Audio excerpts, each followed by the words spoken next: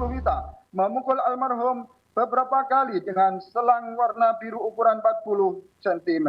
Terdakwa 10 pada tanggal 28 Juli 2025 jam 21.40 Wita memukul almarhum beberapa kali dengan selang warna biru ukuran 40 cm. Terdakwa 11 pada tanggal 28 Juli 2025 jam 11 dan jam 22 Wita memukul almarhum beberapa kali dengan selang warna biru ukuran 40 cm. Terdakwa 12 pada tanggal... Saudara, Anda masih menyaksikan Breaking News Kompas TV terkait sidang putusan kasus kematian Prada Luki dan masih bersama kami Prof. Hipnu Nugroho, pakar hukum pidana Universitas Jenderal Sudirman. Prof, kita lanjutkan perbincangan. Ada beberapa alat, Prof, yang disiapkan oleh terdakwa untuk menyiksa Prada Luki. Dan jika Prof melihat hal ini, apakah hal ini wajar? Ya, kalau melihat sebagai konteks alat yang digunakan sebagai suatu perencanaan yang tidak wajar. Karena alat itu alat yang digunakan untuk penganiayaan, apalagi tadi ada balsem, ada minyak, dan sebagainya. Saya kira itu sudah di luar kendali dalam konsep suatu pembinaan, Pak. Makanya tadi katakan, ini jangan sampai, ini sebagai bentuk pembelajaran, jangan sampai yang sebetulnya koridor normanya pembinaan, tapi materialnya adalah penganiayaan, materialnya adalah perencanaan, ini materialnya adalah pembunuhan. Itu Pak, ini yang saya kira sebagai bentuk introspeksi ke depan bagi TNI di dalam suatu pembinaan yang sebetulnya jangan sampai formal pembinaan saja, tapi materialnya juga harus pembinaan. Artinya pembinaan itu ada suatu tindakan tapi juga terukur kepada orang yang terbina, kan gitu Pak. Kalau sudah orang Jawa megap-megap ya sudah selesai kan, jangan diteruskan kan gitu. Lah ini kan tidak.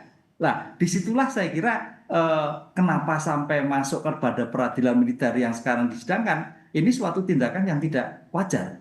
Karena tidak wajar masuk kualifikasi tindakan pelanggaran hukum. Pelanggaran hukum masuk peradilan militer, pasal 11 KUHPM gitu Pak. Sehingga disidangkan. Sebab kalau tidak sampai pada penilaian, kan ada ankum.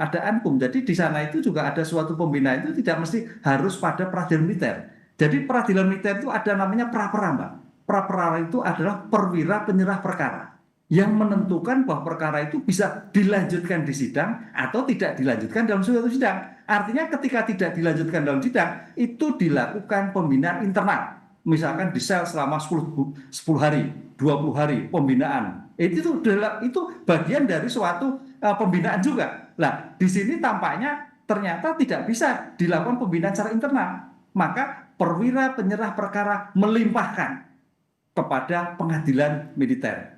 Disitulah sebagai bentuk batas. Apakah suatu tindak pidana ini masuk peradilan militer? Apakah suatu peradilan ini cukup dilakukan tindakan-tindakan oleh ankum? Tampaknya dalam kasus ini tidak cukup kalau tindakan-tindakan oleh ankum, karena ada sampai korban meninggal dunia dan meninggalnya pun dilakukan suatu penganiayaan tanda petik yang sangat tidak manusiawi. Gitu.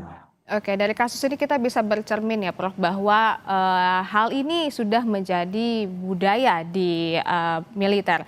Tapi bagaimana TNI bisa memastikan bahwa budaya kekerasan senioritas ini tidak dianggap sebagai pelanggaran disiplin biasa, Prof?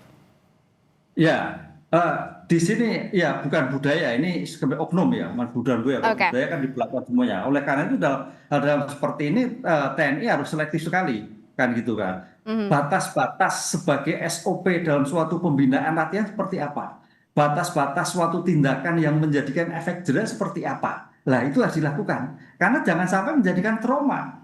Ingat loh, ini juga trauma walaupun dalam satu wadah pimpinan, satu kesatuan komando, tapi kalau tindakan-tindakan seperti itu saya kira sudah tidak mencerminkan suatu pendidikan yang berpatriot, kan gitu Mbak. Ini suatu penyiksaan kan gitu loh. Nah dengan demikian dalam suatu konsep seperti ini saya kira Mabes TNI akan mengevaluasi ya dengan kasus seperti ini sehingga tidak terjadi ke depan dalam suatu pembinaan di dalam lingkup satuan-satuan militer. Dengan demikian akan menjadi baik dan lebih manusiawi dalam suatu tindakan. Karena apapun yang terjadi, kalau melihat kasus Prada Luki sampai tidak bisa diangkum tapi sudah dilimpahkan oleh peradilan militer, ini saya kira pra-pera sudah melihat secara objektivitas bagian dari suatu pembelajaran terhadap semua satuan TNI untuk tidak melakukan tindakan-tindakan yang melebihi batas seperti kasus Pradalo.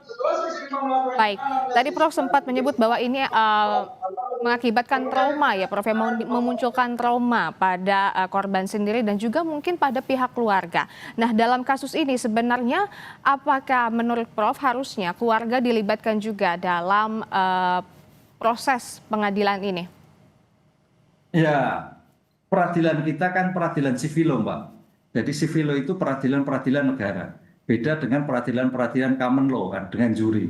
Saya kira dengan konsep seperti ini ya kita harus tunduk pada norma yang sudah berlaku di Indonesia. Makanya keluarga itu sudah diwakili tanda petik oleh auditor militer, oleh hakim militer, oleh negara atas meninggalnya anaknya. Nah, makanya dalam suatu konteks pidana itu kan auditor militer pandangannya adalah subjektif mewakili negara, tapi juga objektif terhadap hukumnya, kan itu Pak. Subjektif mewakili negara itu mewakili keluarga korban dalam tanda petik, karena ada suatu korban. Dengan demikian, objektif itu juga melihat, oh sejauh ini dari 22 terdakwa ini berarti mana yang hanya ikut-ikutan, mana yang sebetulnya karena tidak enak kalau Jawa bilang, sehingga mau tidak mau tersangkut dalam kasus ini, mana sebagai pelaku. Disitulah saya kira sebagai bentuk pertanggungjawaban individu yang tanda petik suatu pertanggungjawaban struktural harus juga dilihat secara komprehensif oleh hakim militer. Makanya tadi sudah melihat saya tadi, oh terdakwa A sekian, terdakwa B sekian. Walaupun dari satuan militer, tapi masing-masing juga harus bertanggung jawab atas tindakannya. Baik. Ini saya kira juga memberi pembelajaran kepada teman-teman TNI semua untuk kejadian seperti ini. Baik, menjadi pembelajaran untuk kita semua, khususnya untuk TNI ya Pak ya. Terima kasih Prof. Hipnu Nugroho atas waktunya bersama kami berbincang mengenai sidang putusan kasus kematian Pradalo. Terima kasih Prof. Sehat selalu.